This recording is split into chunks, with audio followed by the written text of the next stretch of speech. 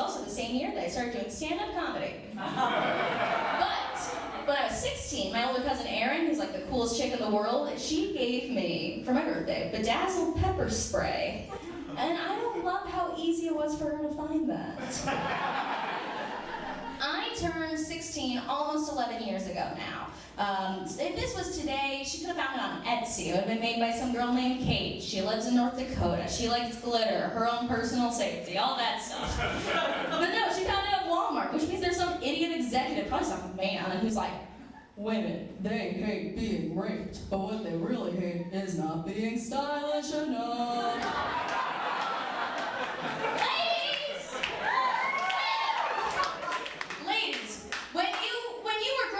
And you got cards in the mail that said you're growing into a beautiful young woman, did you assume that that meant that your family was taking monetary bets on when you would get your first period? I can't prove who won, but there is somebody that I got more American Girl dolls from than anybody else. Ladies, once you did start getting the periods, when that happened, do you have a friend who like retakes their old period supplies and uses it for the other 3 weeks of the month? I have a friend who... I know, shocking! I have a friend who takes her old tampon dispensers, she washes them first, and then she will turn them into dupe tubes so that she can sneak joints into concerts. Then we can all get too high watching Alanis Morissette at the Hollywood Casino Amphitheater. She inspired me. She inspires me in a lot of ways, but she inspired me in this way. So I took an old Diva cup that doesn't fit anymore and I turned it into a flower vase. I'm gonna assume we know what a Diva cup is. It catches blood, yada yada yada, there's enough context. I was explaining this to a friend of mine, a cis man who's never had a period before, and he started getting really grossed out. And I don't like when anybody who doesn't experience a specific biological function gets upset at the way that somebody else treats their own biological function. In that way, I don't make jokes about male powdered baldness. But also, specifically, I got pissed because this specific guy jizzed in a sock earlier that day that he was wearing at that moment.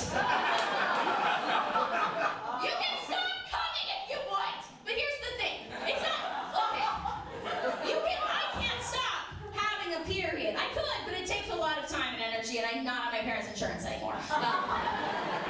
But he could have just not masturbated. He could have not taken the sock off of his foot, put it around his penis, jizzed into the sock, put the sock inside out, wiped the cum back on his pants, put the shoe back on, and went to this fancy wedding we were having this conversation at. Ladies! Look, I know that these aren't just exclusively female things. There are people who have periods that aren't women, and there's people who are women who don't have periods. Yada, yada, yada. We know that. But then there's also so many like biological or like woman things that I've never experienced. I've never had a quinceañera or bat mitzvah, but I have.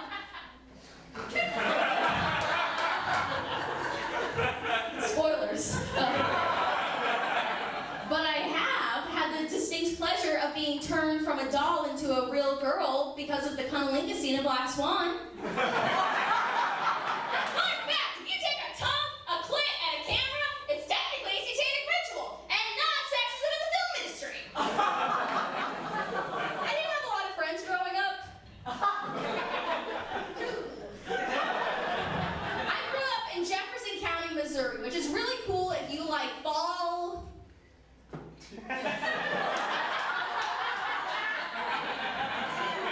There's just not a lot of things to do, especially when you're like a weird kid like I was. Like my favorite hobbies growing up were like watching The Office and masturbating to The Office and going on the internet and talking about which episodes of The Office are the easiest to masturbate to. It's season 4, episode 1. And cutting myself. So those were my favorite things to do. Not a lot that was very accessible at like a middle school level. Like I tried doing like sports. I'm not very athletic. I only ever caught balls in my tummy. I tried doing this poetry thing at my local library, but all the other poets were like 55-ish, going through a divorce. So all of the poems were either about custody battles or not being picked to play dodgeball. Everybody was crying and nobody wanted to get pizza with me after. I thought we were lonely, Marianne. The worst thing I ever tried to do to like make friends, the worst thing is I did this regional beauty pageant where everyone hated my fucking guts. Oh my gosh. Well, I have never been in a room where that many people hated me, and I told that set that I just did earlier in a room in Peoria, Illinois. The audience hated me. The guests hated me. The contestants hated me. The host even went up on stage and said, "We are very accommodating for people's mental health issues. However, the young woman that screamed, 'Why can't I contour?' and broke the mirror in the green room is now banned from Little Miss Bucket of Pig Guts for life." Why you gotta call a bitch out like that? I'm clearly the only one there not contoured. Oh, but Ella, you're clearly young enough. You could have looked up YouTube tutorials. Why didn't you look up YouTube tutorials? All your childhood trauma is your fault. Because, like I said, I'm from Jefferson County. The internet doesn't go to the house that I lived in at the time.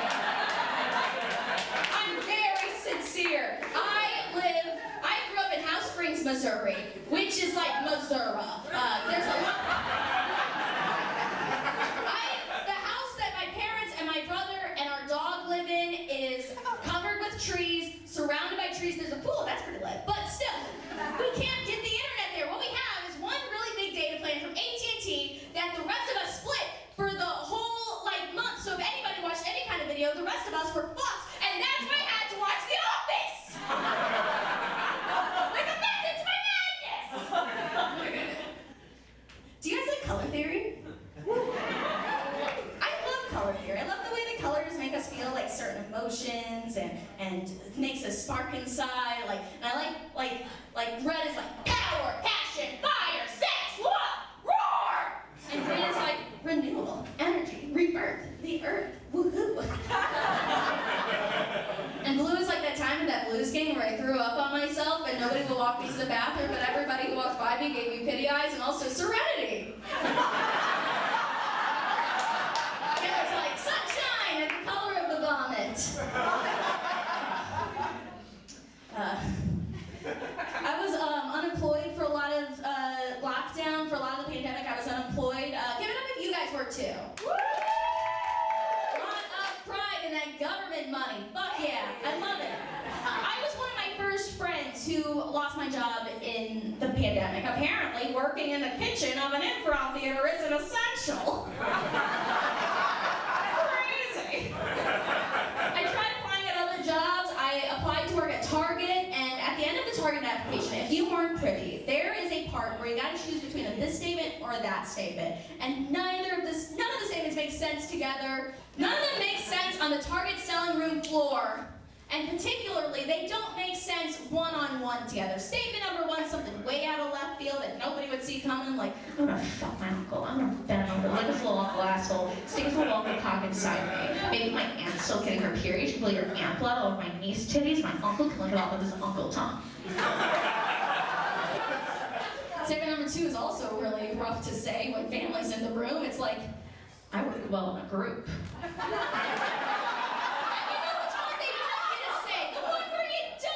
Admit to incest. It's a liability somehow. but the thing is, those statements are so different. You can make them think whatever you want. I work well in a group. We're gonna fuck my uncle. Oh, we're gonna fuck my uncle. These are the jokes, people. Is this gatekeeping? Is this keeping people out of comedy? No, this is from the old Domarito. All my uncles are butterfaces.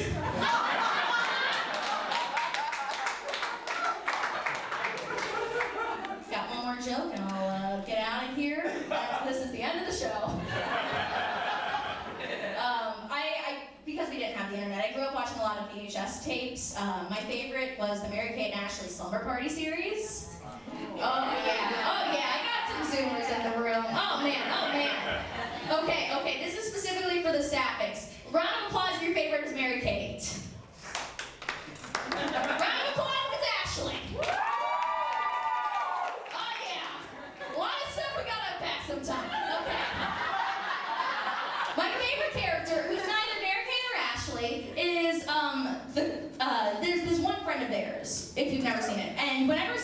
is going well. Everything's just hunky-dory. She's like, wow, the only thing that could make this day better are cute boys. And then two decent-looking guys walk by.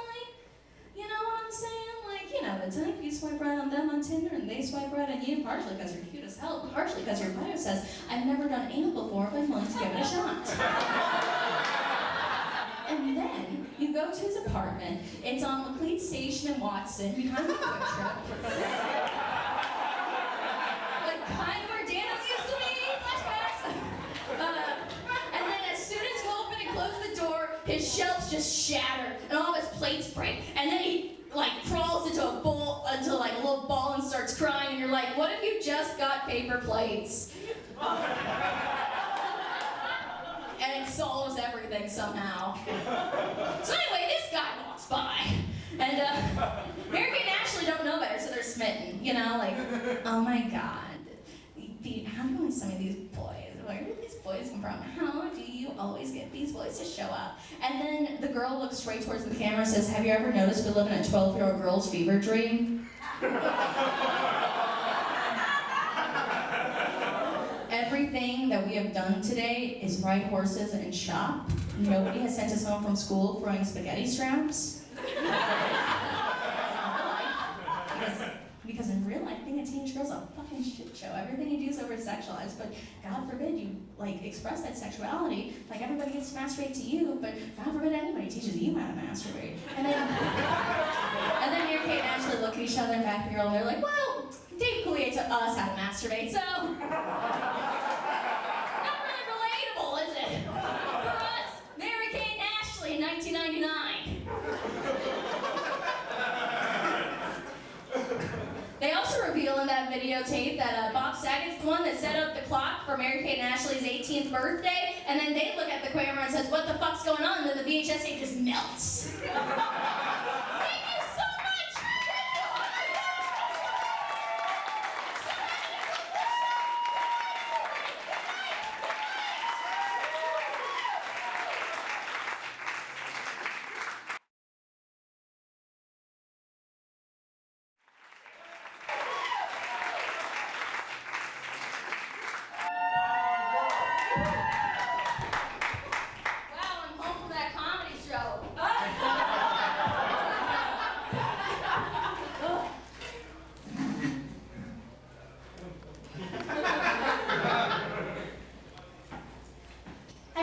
Heartbroken by something that wasn't like a relationship? Like not just like I was heartbroken when like Community was canceled. I was heartbroken when this morning I woke up and I realized I didn't have any pickled red onions left in the fridge. I need something more, like a friends with benefits, a situationship, a summer camp love. Not that I've ever had that. I never went to summer camp as a kid. I am a huge indoor kid, through and through. The fact that, like, for the first time I ever fell in love was writing fem/fanfiction on tumblr.com kind of tells you the dynamics that I was looking at. The first time that I ever did any type of, like, camp activity was I did the Second City Summer Camp program when I was 17. It's the first time I ever did any kind of comedy, and it was really fun. I had a good time. And I also always kind of, like, romanticized Chicago comedy, because, like, that's where, like, Tina Fey and Polar Met, or, like, Bob Odenkirk and Chris Farley, Amy Sedaris and Stephen Colbert. So, like, I wanted to be in that. I was like, oh, I'm weird. What if I find friends? And it turned out they were weird, but they had money, too. So...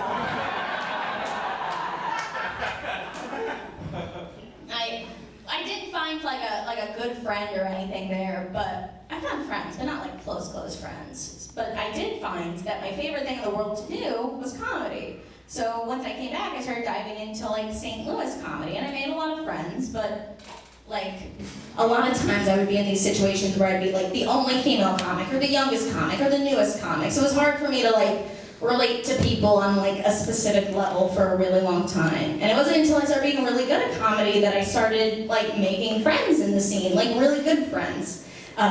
If you're wondering, if you're a comic and you're wondering how will I get as good as I can, as quickly as I cannot recommend hosting an open mic more. It unlocked a lot of things for me, and I only did it for like 6 months at a bar at Lafayette Square that isn't open anymore. It was really fun. I got to like, It was a small room, so we got to like bounce off of each other. They had really good nachos. And sometimes like out-of-town comics would come through and I would become friends with them. And that was nice. There was this one girl who came through. Her name was Sally. She's from Nashville. And I gave her extra time and we got along with each other. She was one of 3 women that ever came to that mic, by the way. So we got close. We're good enough friends that we'd like each other's Instagram stories, but she wouldn't be like the first person I told if I had a miscarriage. Like that.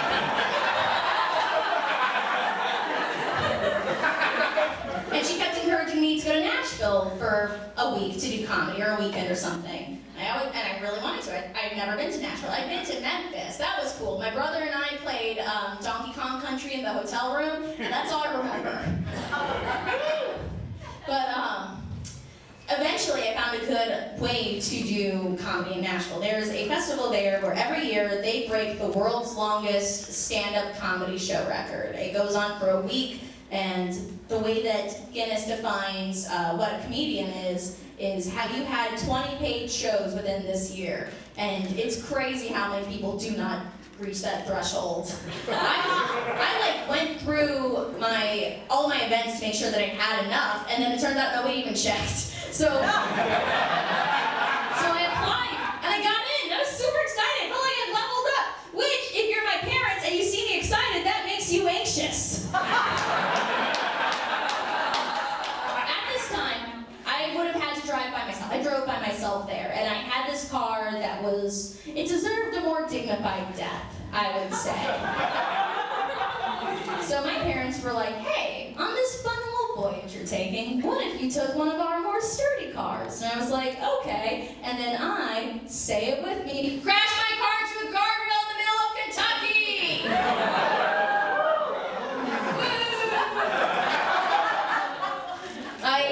So the first thing I did was I called my dad. Oh, wait, hold on. There's a lot of people I'm going to be talking about in this special, and I don't want to get them mixed up because I don't want to keep remembering what voice I did for who. So everybody who isn't me is going to be portrayed by puppets.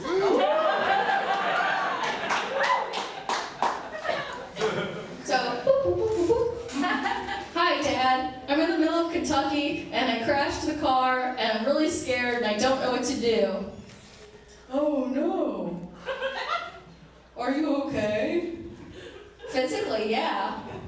Well, that's all that matters. What about the car? Can you turn it on? Yes. Okay. You should drive away. And I did it! I bet that however much money Kentucky spent, fixing that guardrail is probably how much they would spend if they, made sure that everybody had access to birth control. So we're cool.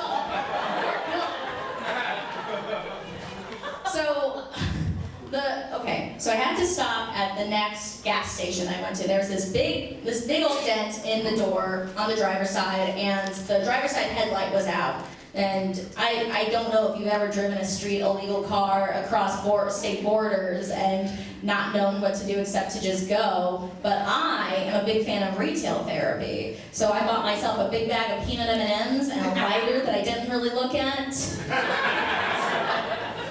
So I made it to Nash Vegas, and I'm gonna say this one's Sally.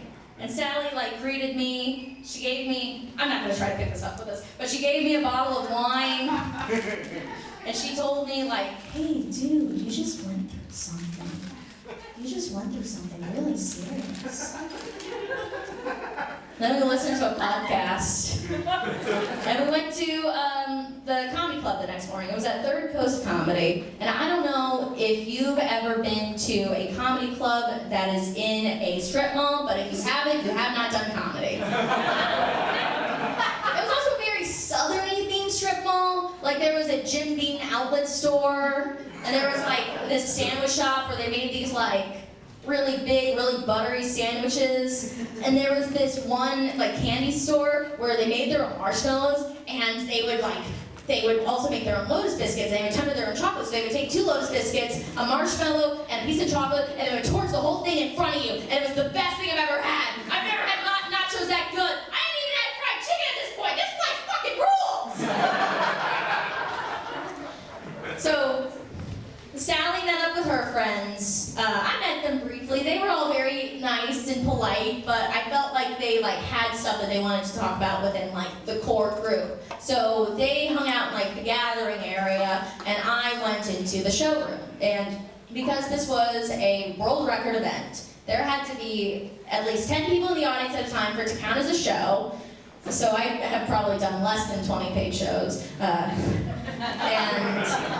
there were 2 officials with Guinness there, officials regulated by Guinness. I learned later that Guinness didn't handpick them. They were just whatever. One of them is now a very prolific comic in Los Angeles, and the other, was ridiculously my type. Oh my gosh. So I have a few types. It depends on the gender, the sexuality, what day of the week it is. And one of the most influential types that I have is, what if FX's The Bear was fatter and fruitier? And that was this person. And this might make sense if you're a comic, or any type of comedian, but have you ever had a show that you had no business killing on, but you did better than the last 27 shows you've done? God throws you a bone, and today God threw me a bone in a room of 12 people, one of which was wearing glasses, Glasses. And it was great, I ruled. I got off stage, Sally and her friends invited me to the sandwich place that did the real buttery sandwiches, and I got to hear about my favorite subject of conversation, comedy drama that has absolutely nothing to do with me. It could be any kind of drama. It could be about your college. It could be about, I don't know, sports.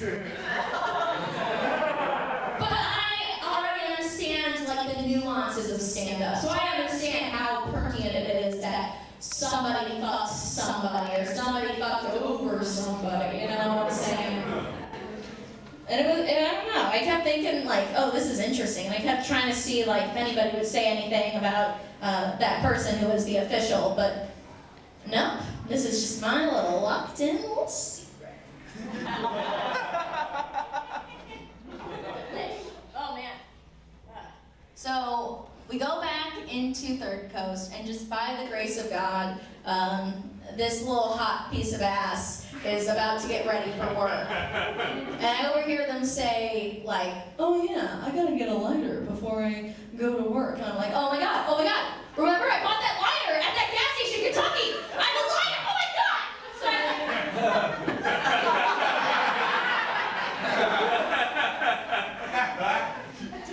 hi. I overheard you say that you needed a lighter. I got a little lighter for you. I haven't even used it, it's all yours. And then I looked at the lighter and I realized that it was Valentine's Day themed. There were roses all over it in real sexy Michael Bolton font. It said you light up my life. I didn't want them to realize I was flirting, I was flirting, but I didn't want them to realize it.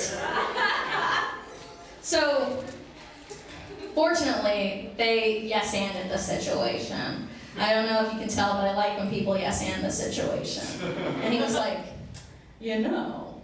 I would expect, based off of your set, that your pun game would be a little bit stronger. Okay, my pun game is excellent. It's just that Vic hasn't caught up with me. I guess you could call them basic bitches.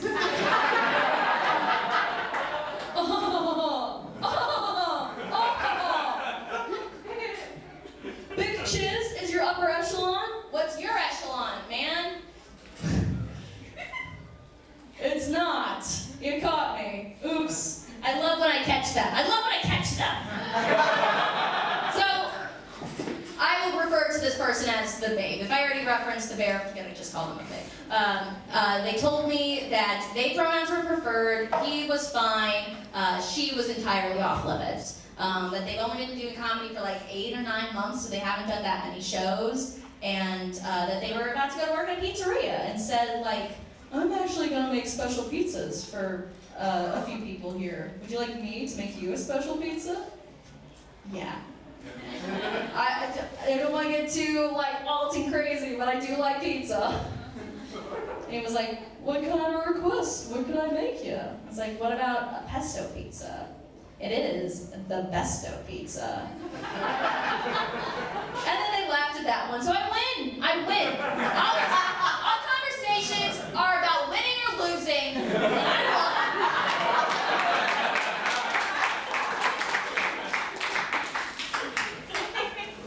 So they went to work, and Sally and her friends came up, and they were like, ooh, they were flirting with you. They were so into you. Ah! And for what it's worth, Sally had been doing comedy in Nashville for like 5 years. She'd been with her boyfriend for 6 years. So she didn't really get any of like the cool sex gossip. And I was ready to give it if I could. Ooh, they were flirting. Oh my God, they're so into you. Ella, you're such a babe and a queen. Why would anybody say no to you? You'd be surprised. So like in early episodes of You Made It Weird, Pete Holmes used to talk about how Jamie Lee, when they were in a relationship, they would go on the road together and travel together, and they got to open for each other on the road, and how fun that was to be in the car with somebody that you loved and do your favorite thing together and see new places. And that really always just got my goat a little bit.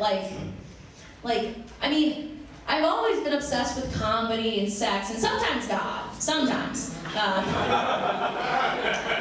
But like, I don't know, I never really thought that like my summer camp love, so to speak, would be found at a comedy festival. Okay, so later that night, there were like headliners that came in, would do a random show, go somewhere else to do a show, come back like 5 days later. Nate Bargatze did the first night, and he's pretty prolific. You can find him somewhere, I don't know. And then Mike Winfield also came, and he did fly over a few years ago. I mean, they're comedians. So I sat with Sally and her friends and the babe, and we all watched it together. Yeah, this one was Sally. The giraffe is Dad. Dad's gone. Bye, Dad. And we all watched it together, and it was just really sweet. And I kept being like, you know when you don't want somebody to like feel creeped out by you, but you want them to know that you would stuff their guts, so to speak? So I just kind of sat there and like, looked, would come back, look, would come back. Oh, that's funny, cool. That's the end of the night. Except, Sally drove me home. Here we go. Sally drove me home. And she was like, what do you want to eat? And I was like, I'm not that hungry. But you know what the best drink in the world is after a night out? Is you go to a fast food restaurant, you get a milkshake, and then you put a shot of rum shot in it. And I showed her that. And I'm a legend in Nashville now. The day that rum shot makes a dairy-free flavor is the day that I ascend!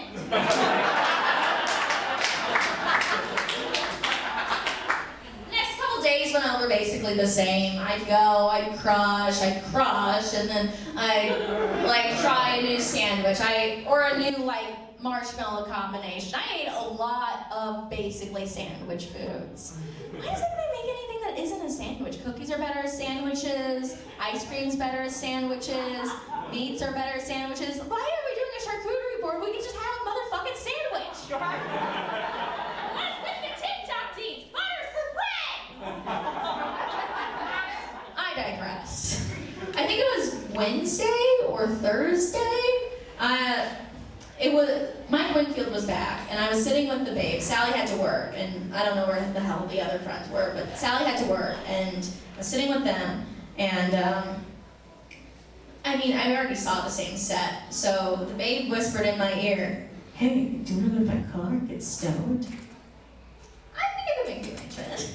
Sure. So we left in the middle of the set. Sorry, Mike, you know? And then I don't know, if you've been in a comedian's car, it's all the same. It's like a sedan, there's fast food wrappers. In my car, I have a keychain that a really good friend gave me because it looks like my cat, and then I have a webkins that protects the car. His name is Dr. Ralph. Anyway, I was rifling through the bathe shit where my feet were, and I saw that there was a bottle of pills, and they were like, nope, those are my antidepressants. And then we had this really nice conversation about mental health where he was like, you know, I studied psychology for so long in high school and college, and it never really occurred to me that what I was going through was depression. I would read the symptoms of depression and be like, huh, I wonder who that's for. And then all of a sudden I'm a junior and I can't get out of bed. And I resonated with that. I feel like a lot of people hear about mental health, but they're like, that's not for me. So we talked about that a little bit, and then I was like, trauma dumping or something, and they kissed me. And that one, I was like, woo, this never happens to me. We decided we were gonna go have sex after that. But it took us a long time to find condoms that would actually work with us, so we talked in the car. I come from a very nuclear family. I have my parents who are still married, I have my brother, we have a dog. I get along with the aunts and the uncles and the grandparents and the cousins, especially the cousins, pretty well. I don't know, but I have a very normal family. They were the product of a college romance that never came to fruition. Their parents broke up before they were even born. Their mom and grandparents, her parents, their grandparents, basically took care of them most of the time. And the grandparents were really into the outdoors. They owned some kind of outdoors store. I think it was like a franchise, but whatever. They went camping and hiking and canoeing and fishing a lot growing up. And I like air conditioning. So there are a few differences. But you know what is the same no matter what? Is what sex is like. And ladies and gentlemen, and anything in between, I've got a review for you!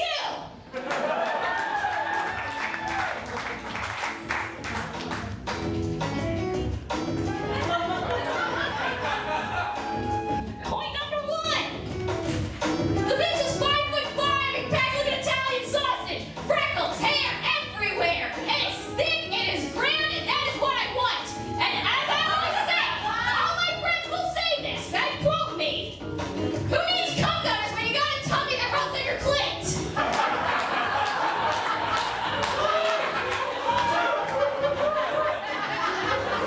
Point number 2. Speaking of the clit, I did get eaten out. Don't get too excited. They did not dive in as much as I wanted them to. I know, it didn't go much lower than like the main lump and then the vagina area. There was just no action whatsoever. They said it was a little red, which like, what's the point of pussy then? Oh yeah, most importantly, they had the fake sevenfold tattoo. What are you, my 15-year-old brother?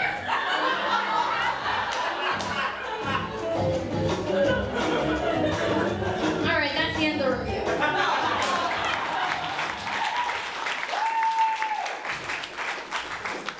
They bought me an Uber back to Sally's house, and we got to talk about like all of that. She found it hilarious. She also took notes about like more about like the size of the body, like where the curves were and stuff, which I decided might have been a little invasive for something we're recording. We spent the next couple of days apart, the babe and I. They had to do like a few doubles at work and weren't able to go to Third Coast, so I just kind of vibed, and I reflected a little bit about how in the past I've usually been on the receiving end. I have been the person, the other comedians will go into town and then we'll go into town, so to speak, you know what I'm saying? So I didn't get to travel much at this age. Specifically, one person who was like a little bit before I went on this trip a few months, did you know that Harvard will pay you to travel, but they won't tell you if you belong to travel? They like randomly select people and within their school. I want to make it clear, it's not going to happen to any of us. And you write an essay about where you would go or what you would do, and if it's poignant enough, they give you the money, and you get to do it. And I did a thing this dude did a thing where he wanted to do an open mic in each of the 48 continental United States, which, okay.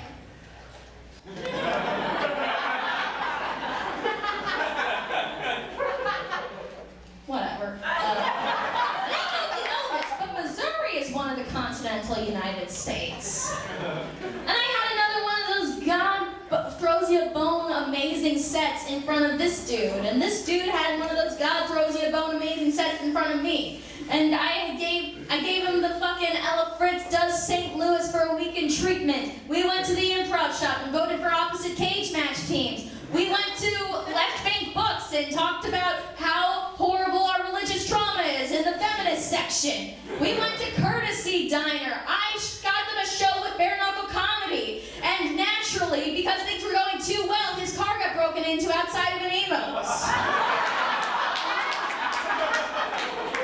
And it was one of the nice ones, too.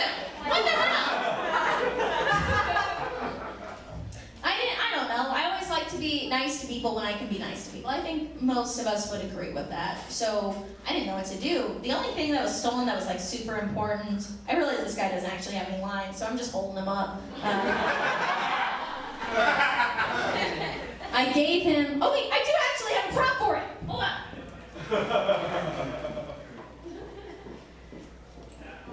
Don't steal that. Aha!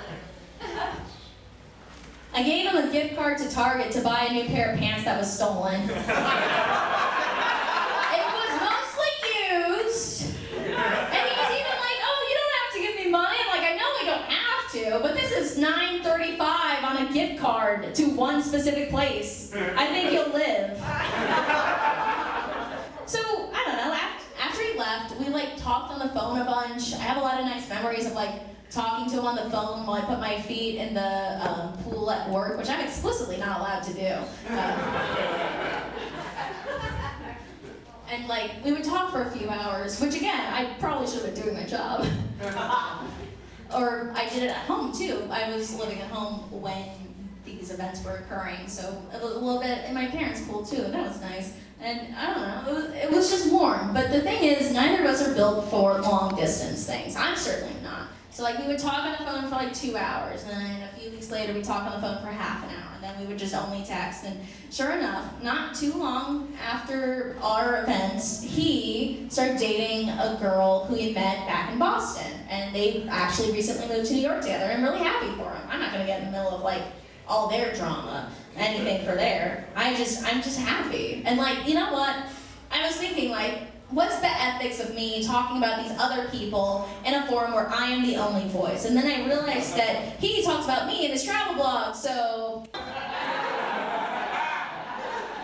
He did not review any of that, but like, that's because Harvard was reading it.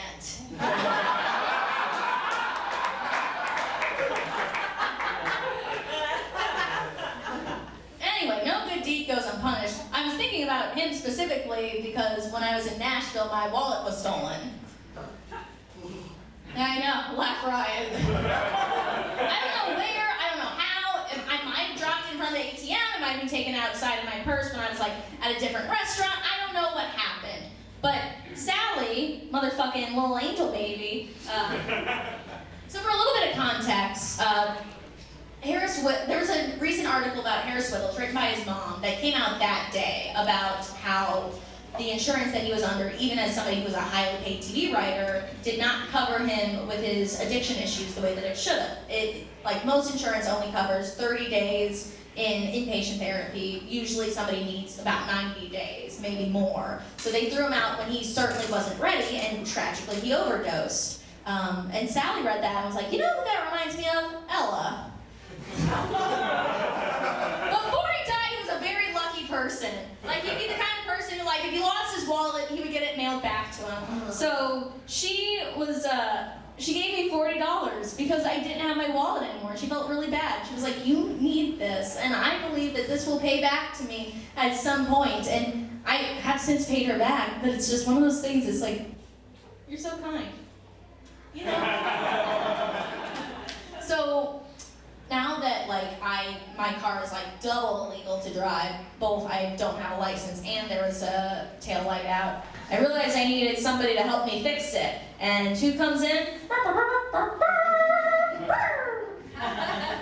So I called them and I was like, hey, you know how to change a headlight? And sure enough, they did. They bought the headlight at AutoZone, met me in the parking lot at Third Coast, and taught me how to do it. And I'm sure I learned it before, but it stuck this time. And you know when you learn something, then it just, the situation sticks in your mind for how you learned it. Like, I learned how to straighten my hair at my friend Claire's birthday party where we watched Twilight for the first time. And I learned how to take a Jello shot at my friend Rima's crush's friend's Soulard Mardi Gras party. It's, you know, those things are a little distant when you get older. And I learned how to change a headlight in a comedy club parking lot. A lot of things I've learned from comedy club parking lots, gotta say. But that's a pretty permanent one. But my car was still, technically I couldn't legally drive because I didn't have my license. So I rode around with them and we talked about like different places in Nashville that they like and how on their last camping trip they got pulled over for weed possession, which I didn't know you could do. But fortunately, the cop that pulled them over was like very Frances McDormand, very sweet. Oh yeah, by the way, the babe is white. So, of course. So the cop would call them her special little guy. And I was like, oh my God, this is Lamar's most part. And they were like, oh my God, it sure is. And I was like, what's your favorite episode? And they said, A Fish Called Selma. Oh my God! A Troy McClure episode, a Selma episode, a Paint Those Logos episode. Fucking my heart! Be still my beating heart! Did you guys catch this reference earlier? I have two favorite episodes, Homie the Clown and Grade School Confidential. Just for what it's worth. Oh crap, I dropped them. But I do not want to be by my dad. Okay. So we went to Five Daughters Bakery, which is a place that makes cronuts. I bought 3 cronuts and they bought a black coffee. Then we went back to their place and they made us cacio e pepe, which I didn't realize that was so easy to please, but apparently pasta's pretty easy. So we ate cacio e pepe, I ate those cronuts, they ate coffee, and we watched Hot American Summer, and then we had sex again. It was basically the same, but at the end, they asked me if I believe in true love, and I realized, oops. Ugh. Bad timing to ask that. I started to love them a little bit. I didn't mean to, but I did. I loved them in the way that I love like NBC sitcoms and sandwich toppings. So I told them what I realized in that moment, that true love is a misnomer, and all love is true love.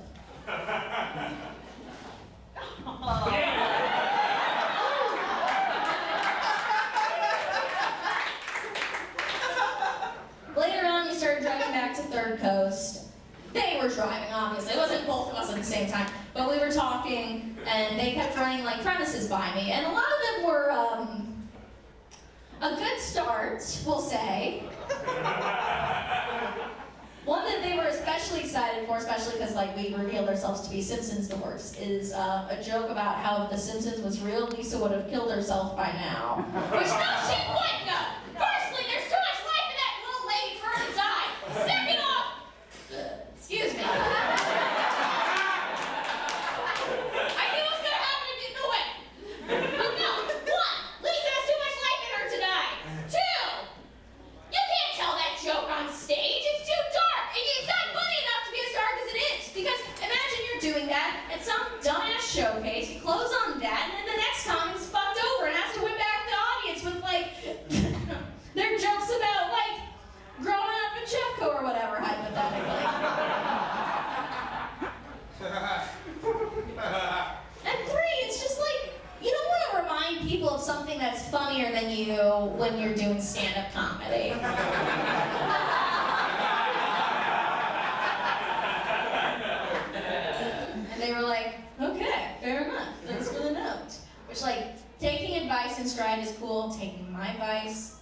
sacrifice is pretty great.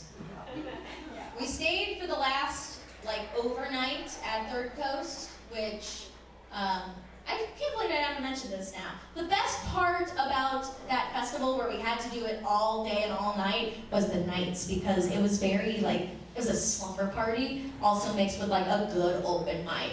Like all the fun of giggling around with your buddies and all the fun of trying out jokes and being intellectual with each other, and also none of the bad stuff. Your mom doesn't peek in every couple hours. You have better access to snacks. There isn't a bar manager who mostly cares about making money and not seasoning the chicken that he serves. It was really fun. This was the last full night. So one of Sally's friends, Leah, who actually is about to come out with her own special kind of like this, she started doing stand-up with a Harry Styles cutout. So when she got off stage, she left the cutout on stage, and I was next. So I did an improv set with the Harry Styles cutout. And that was a blast. It was just him being like, "Oi, love, what do you mean by cookies and biscuits are two different things?" And I don't know what else to say to that. That was my, or there was, somebody was just kind of bored of doing their jokes over and over, because she was also working behind the scenes of the festival. So what she did was she brought out Uno cards, and then everybody in the audience just played Uno for her set, and then when her set was over, because the times were very tight, she took her cards, and then the next comic took his cards, and then they switched places, and then he kept the game going. So he was on stage next. It was so fun. The Babes, line, his thing ended at 3 or 4 a.m. So they just went back to sleep on the green room couch. By the way, the shop couches in the green room, primo. But they went to sleep on the green room couch, and I was like, I don't have anything better to do. What am I going to do? Listen to these sets that I've been listening to all week? So I kind of cuddled in next to them. And I haven't had much domestic bliss at this point in my life, so I was checking my phone and looking at them, and then checking my phone again, and then looking at them, and I was like, domestic miss. And then they should have heard that pun, because that was decent. It's better than basic Bic. This one dude came in towards the dawn of the morning and brought everybody breakfast burritos. I grabbed a bacon one for myself, and I grabbed a sausage one for the babe. I put that in their pocket, and then I left to go back to Sally's. And then I walked in the door, and Sally and her boyfriend were breaking up. So I closed the door.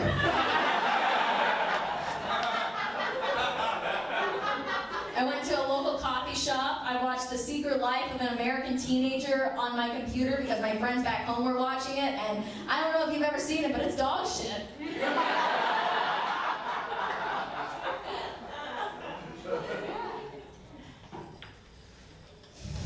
And within the first 2 minutes, real quick, I need to say this about The Secret Life of an American Teenager. Within the first 2 minutes of the pilot, Shailene Woodley walks in, she's like, "Hi, Mom." Mom's Molly Ringwald. The Molly Ringwald's like, "Hi, daughter. You're such a good kid." And then it cuts to Shailene Woodley in the bathroom, and she holds up a pregnancy test positive to herself. So her mom's like, "You're such a good girl," and then she's knocked up. It's the stupidest shit in the world. I couldn't get back into it when I came home.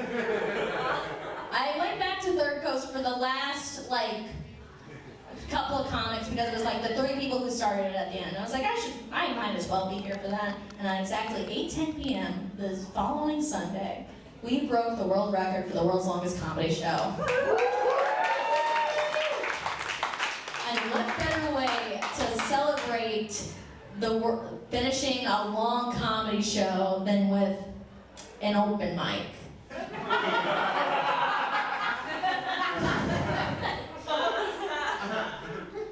So So the babe went up at some point. I didn't sign up because I'd already been doing a lot of stand-up and I wanted to leave that night. The babe went up. And you know that thing that I kept saying about how like God sometimes throws you a blockbuster set that's really cool? The babe had the exact opposite of that.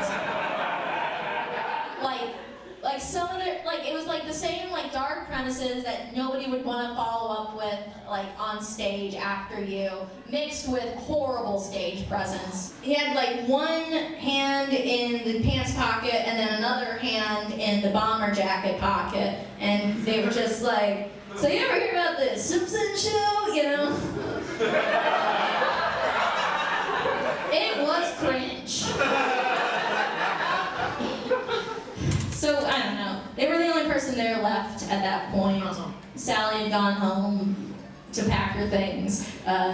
Leah left to go to work the next morning, all that stuff. So I just decided to Irish goodbye. And I was like on my way, walking back, and I turned around and I saw in one of the floodlights the babe was following me. And I was like, you know what, I can wait for that to maybe get funnier, you know? If somebody's like following me, you know, in a good way. And they were like, you were not what I was expecting at all. I was like, you weren't what I was expecting at all. You were exactly what I needed. You were exactly what I needed. What did you call it? Summer camp love? Exactly. It was summer camp love. Did you catch feelings? No more than expected. That was a lie. Well, what about you? Sing.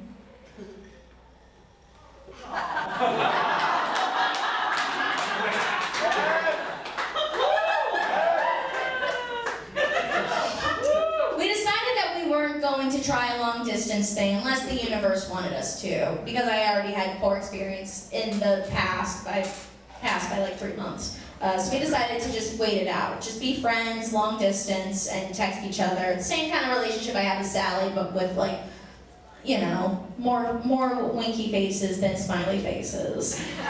We both had birthdays around this time, like, not around this time, but within this time, because it was a year. They sent me more bank candy marshmallows. I sent them a pack of 4 Hands beers I thought they'd like.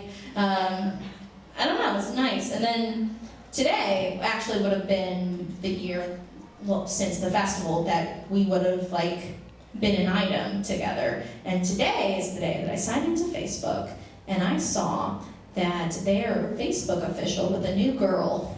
And she is a lot of things I'm not. All of her pictures are of her on mountains and hiking. And she's like really lean but still has great bazongas. And she has curly brown hair, which everybody loves. And I don't know, she probably knows how to organize her pantry. A lot of things that make me feel not so good about myself. And it's like, what a chicken shit thing to do, to not say anything to me until the exact day of our fucking pact. Like, comedy is a very lonely job. Like, if you work by yourself, the people laughing are comedians. Because you write by yourself, you perform by yourself, you travel by yourself, and it takes a lot for me to find friends. I was very isolated at certain points in my life, and at least I prefer the isolation as an adult where I have autonomy. I can smoke weed by myself now, you know? I didn't do that when I was 11. Imagine if I smoked weed and watched like Wizards of Waverly Place. It sounds like hell.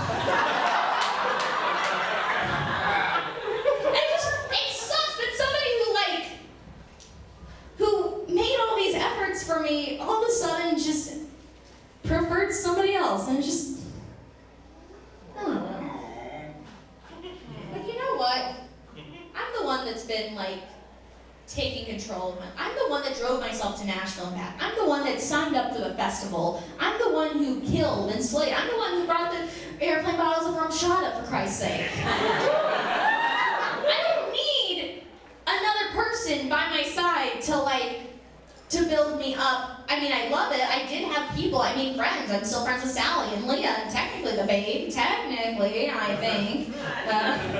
And like we already talked about how my dad was cool, and like I already have like people here that care about me, but I don't have somebody who's like, I I don't need somebody who's my number one. I can be my own number one. I can protect myself. Doesn't matter who loves me or likes me or anything. I am very secure in myself. I am very, like...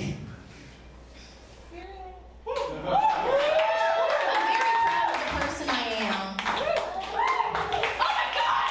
Oh my God! Oh, no! Absolutely not! I can't handle this! No! I don't want this! No. Do not. Hey, motherfucker, don't give me more drama in my life, you idiot!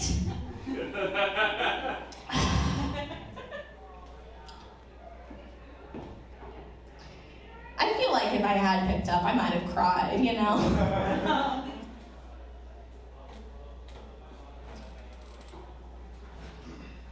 I don't know. At least they had like the gall to actually call me and say something and make some kind of peace. I wish it could have been like yesterday and it wouldn't have blindsided me today, but oh shit, there's a voicemail.